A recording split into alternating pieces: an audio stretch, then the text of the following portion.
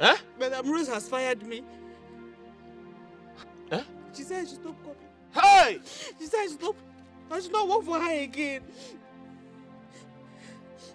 I expected this to happen. Ijoma, I expected this to happen.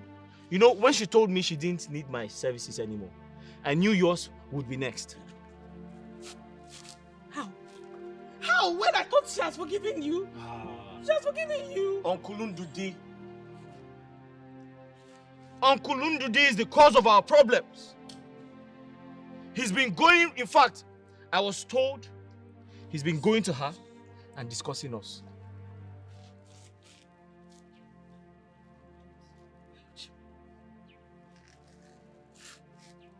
Uncle Ndudi, that man is a very wicked man.